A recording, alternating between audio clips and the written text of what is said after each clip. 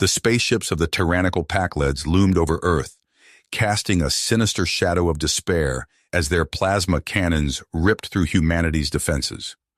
Corporal Joshua Perry gripped his rifle tight, heart pounding, sweat dripping down his face inside his combat helmet as he crouched behind the smoldering wreckage of a hover tank. All around him, the cries of the wounded and the stench of death filled the air. The human soldiers fought with grim determination against the alien invaders, but they were hopelessly outnumbered and outgunned. Joshua fired off a burst from his rifle at a squad of charging Pakled troopers, their chitinous armor deflecting the bullets. He dove for new cover just as a plasma blast vaporized the spot he had occupied a split second before. Rolling to his knees, Joshua pulled the pin on a grenade and lobbed it at the aliens. The satisfying crump of the explosion was followed by shrieks of agony. But it wasn't enough. Never enough. Wave after wave of Pakled soldiers surged forward, heedless of the losses the humans inflicted on them.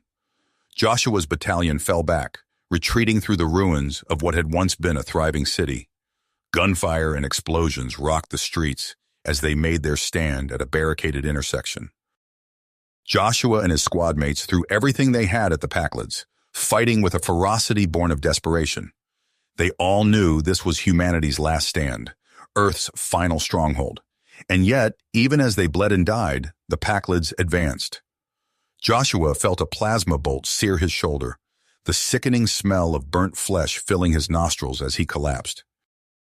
Through a red haze of pain, he saw the aliens pour over the barricades like a chitinous tide, unstoppable, insurmountable. As consciousness faded, the last thing Joshua heard was the mocking laughter of Pakled soldiers as they prodded his limp body with their plasma rifles. "Pathetic humans," one barked in broken English. "Earth is ours now." If only they knew the depths of human courage and ingenuity. If only they realized that in Corporal Joshua Perry, they had captured far more than they bargained for. The Pakleds would soon learn to rue the day they dared to invade Earth and enslave humanity. Joshua awoke to the sterile white walls of a Pakled holding cell, his shoulder throbbing where the plasma bolt had struck him. He sat up gingerly, wincing at the pain, and surveyed his surroundings. The cell was bare except for a hard cot and a wall-mounted screen displaying Pakled news feeds. To his surprise, Joshua's own face stared back at him from the screen. The Pakled media had latched onto his story, portraying him as a symbol of human defiance against the unstoppable might of the Pakled Empire. Scenes of his capture played on repeat, interspersed with sensationalized accounts of the battles raging across Earth. The door to Joshua's cell hissed open, revealing a tall, spindly Pakled with piercing violet eyes. "I am Murloc, lead scientist tasked with studying you," she said in a clipped, precise tone. "Come with me." Joshua followed Murloc through the winding corridors of the facility, past labs filled with alien technology and holding cells containing other human prisoners. They entered a large circular room dominated by a raised dais. Murloc motioned for Joshua to stand on the platform. "The hardliners demand your execution as a display of our supremacy," Murloc explained as she activated a series of holographic displays around the dais. "But I believe studying you will yield valuable insights into your species' capabilities." Joshua stared at the scientist defiantly. "We'll never stop fighting. You may have won this battle, but you'll never conquer the human spirit."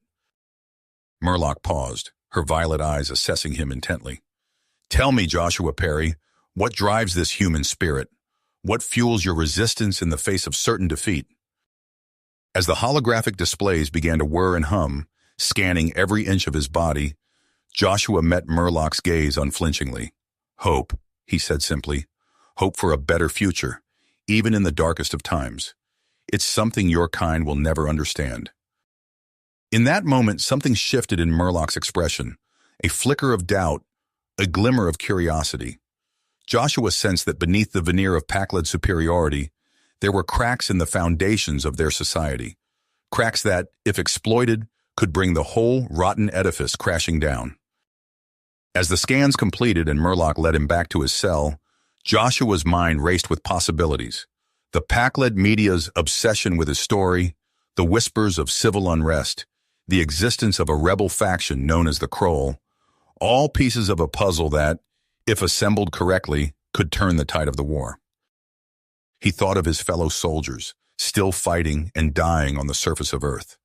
He thought of the innocent civilians huddled in underground shelters, praying for salvation. And he thought of the Kroll, desperate for an ally in their fight against tyranny. In that moment, Joshua made a vow.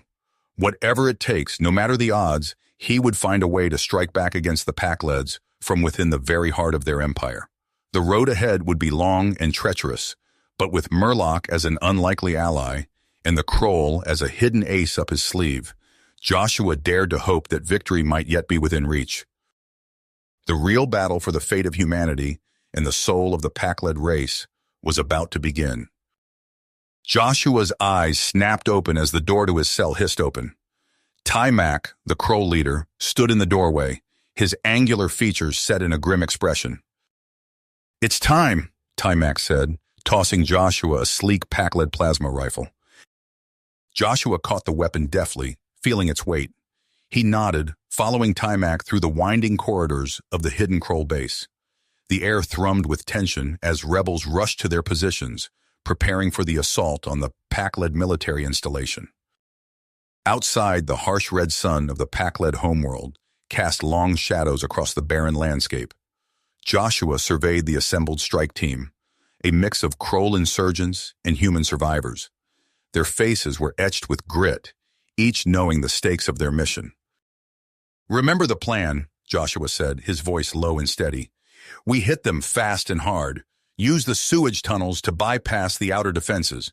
Murloc's intel on the guard rotations gives us a 10-minute window to reach the main reactor." Timac's mandibles clicked in agreement. "And once inside? We overload the core, triggering a cascade failure that'll cripple their entire defense grid." The team moved out, slipping into the labyrinth of underground tunnels. The stench was overwhelming, but Joshua pressed on, leading the way through the darkness. His heartbeat quickened as they neared the access point Murloc had identified. A muffled explosion rocked the tunnel. Shouts and plasma fire erupted above. "That's our distraction," Joshua whispered. "Move!" They emerged into the heart of the Pakled facility, alarms blaring. Joshua's team fought their way through surprised guards, their unconventional entry point catching the Pakleds off guard. In the reactor room, Joshua's fingers flew over the alien controls, following Murloc's meticulous instructions. Warning klaxons intensified as the reactor's power levels spiked dangerously. "We've got company!" Timac shouted, laying down suppressing fire at the doorway. Joshua completed the final sequence, then turned to join the firefight. Plasma bolts sizzled past his head as he dove for cover. "Fall back," he ordered. "Mission accomplished." They retreated through the chaos, the facility shuddering around them as systems failed. Outside, they rendezvoused with the main Kroll force, watching as the Pakled stronghold erupted in a series of cascading explosions. The rebels' triumphant cheers were cut short by the crackle of Joshua's communicator. A frantic voice came through, one of Murloc's trusted aides. "Emergency. Minister Zorgax has taken Murloc into custody. She's being held for interrogation at the high-security detention center in the capital." Joshua's blood ran cold. He turned to Timac, seeing the same realization in the Kroll leader's eyes. Their victory had come at a terrible cost. "We have to get her out," Joshua said, his mind already racing through potential rescue scenarios. Timac nodded grimly. "I'll assemble our best operatives. But Joshua, you must understand, breaking into that facility is practically suicide." Joshua checked his weapon, a steely glint in his eyes. "Then it's a good thing humans are too stubborn to know when to quit." As they boarded the transport back to the Kroll base, Joshua's thoughts turned to Murloc. He remembered the quiet strength in her violet eyes, the way she had risked everything to aid their cause. Now she was paying the price for her courage. Joshua clenched his fist, a familiar fire igniting in his chest. Whatever it took, he would bring Murloc home. The Pakleds were about to learn just how far a human would go to save a friend. Joshua's communicator crackled to life, interrupting the tense strategy session in the Kroll base's war room. Timac's voice, usually calm and measured, carried an edge of urgency. Joshua, we've intercepted pack-led communications. Emperor Vortok plans to unveil a planet-killer weapon at tomorrow's military parade. Joshua's blood ran cold. He exchanged a grim look with the assembled rebel leaders. How reliable is this intel? Confirmed by 3 separate sources, Timac replied. We're out of time.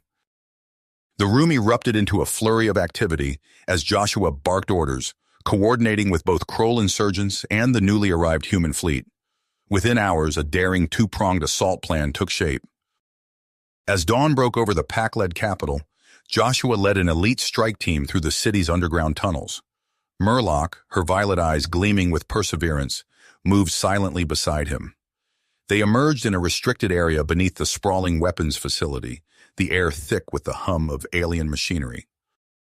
Security systems ahead, Murloc whispered, gesturing to a bank of pulsing energy fields.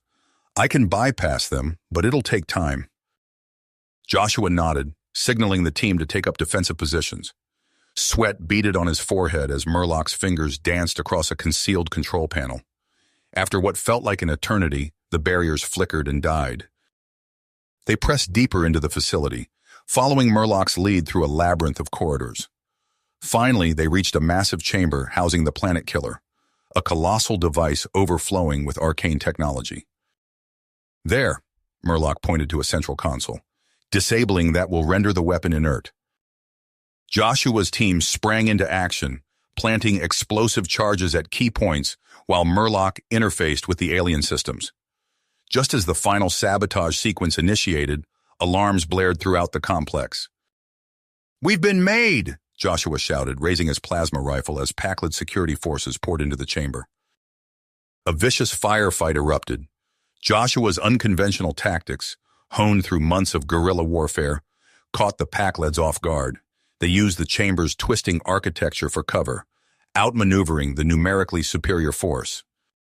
Suddenly, a familiar voice cut through the chaos. Hold your fire, or your precious leader dies. Joshua's heart sank as he saw Minister Zorgax, the pack-led hardliner, holding a plasma pistol to Timac's head. The Kroll leader must have been captured during the simultaneous ground assault on the capital. Time seemed to slow as Joshua assessed the situation. He locked eyes with Murloc, a silent understanding passing between them. In a blur of motion, Murloc activated a hidden device on her wrist. A blinding flash filled the chamber, momentarily disorienting Zorgax. Timac seized the opportunity, twisting free from his captor's grasp. Joshua's team laid down covering fire, allowing the Kroll leader to reach safety. But as the smoke cleared, Joshua's triumph turned to ash. Murloc lay unconscious, Zorgax's troops dragging her away. Fall back, Joshua ordered, his voice raw with anguish. We have to regroup with the main force. They fought their way out of the facility, emerging into streets choked with smoke and plasma fire. The capital was in chaos, rebel forces clashing with pack-led troops amid the ruins of the abandoned military parade. Joshua's communicator crackled with reports from the human fleet engaging pack-led defenses in orbit. The rebels had gained the element of surprise, but how long could they maintain their advantage? As they neared the Imperial Palace, a priority transmission cut through the static. Joshua's blood ran cold as he heard Zorgax's sneering voice. Attention, rebel scum! I have your alien traitor. Surrender now, or I'll execute her myself. Joshua's mind raced, weighing impossible choices. The fate of 2 worlds hung in the balance, but he couldn't abandon Murloc, not after everything she'd sacrificed. With a heavy heart, Joshua gave the order to stand down. As pack-led troops surrounded them, he caught sight of Emperor Vortok's ornate shuttle lifting off from the palace roof. The tyrant had slipped away in the confusion, no doubt to reactivate the planet killer from a secure location. As restraints clicked around his wrists, Joshua's gaze met Timac's. A subtle nod passed between them. This wasn't over. Not by a long shot. Joshua's eyes snapped open as the cold metal floor of the prison cell jolted him awake. The failed rebellion's aftermath still burned fresh in his mind. He sat up, surveying the cramped space where he, Timac, Murloc, and other rebel leaders were confined. Murloc's violet eyes met his from across the cell. Any progress? She whispered. Joshua nodded imperceptibly. He inched closer to a small panel near the cell's energy field, careful not to alert the guards. His fingers worked deftly, manipulating hidden circuitry beneath the surface. A faint buzz signaled success. Joshua allowed himself a small smile. "We're in," he murmured. Timac's mandibles clicked softly.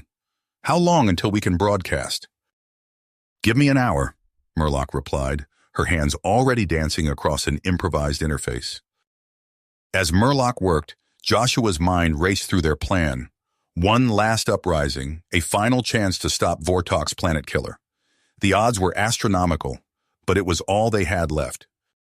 Suddenly, alarms blared throughout the facility. Guards rushed past their cell, shouting orders. "It's time," Joshua announced, his voice steady. The cell's energy field flickered and died. They moved swiftly, Murloc leading the way to the prison's central communication hub. Timac took point, his alien physiology giving him an edge in close-quarters combat. They reached the hub, securing it with minimal resistance. Murloc's fingers flew across the alien controls, bypassing firewalls and security protocols. "We're live," she announced, 30 seconds before they cut us off. Joshua leaned into the transmitter, his voice clear and unwavering. "This is Joshua Perry to all Kroll resistance cells. The time has come. You know your targets. Strike hard, strike fast. For Earth, for the Kroll, for freedom." As they fled the communications center, the facility erupted into chaos. Alarms wailed, and the sounds of battle echoed through the corridors. They fought their way to the outer perimeter, where a stolen pack-led transport awaited. "There!" Timac shouted, pointing to the sky. Trails of fire streaked across the alien atmosphere as human dropships punched through the pack-led defenses. The uprising had begun. Joshua gripped the transport's controls, pushing the engines to their limit as they raced toward the capital. The cityscape loomed before them, already ablaze with plasma fire and explosions. "Look!" Murloc gasped, gesturing to a massive structure at the city's heart. "The Weapon Control Center." Joshua's heart made. "That's our target. We end this today." As they neared the city center, a familiar vessel appeared on their scanners. Joshua's blood ran cold as he recognized the ornate design of Emperor Vortok's personal shuttle. "He's making a run for it," Timac growled. Joshua's eyes narrowed. "Not if we have anything to say about it." He pushed the transport into a steep dive, plasma bolts sizzling past as pack-led defenders opened fire. The control center grew larger in their view screen, a last bastion of Vortok's crumbling empire. Joshua's grip tightened on the controls. Whatever happened next, the fate of two worlds hung in the balance. There would be no second chances. You have reached the end of the story. If you enjoyed this story and want to support us, please leave a like and subscribe to our channel, and for every comment that says 88, I will heart every single one of them. Thank you for your time.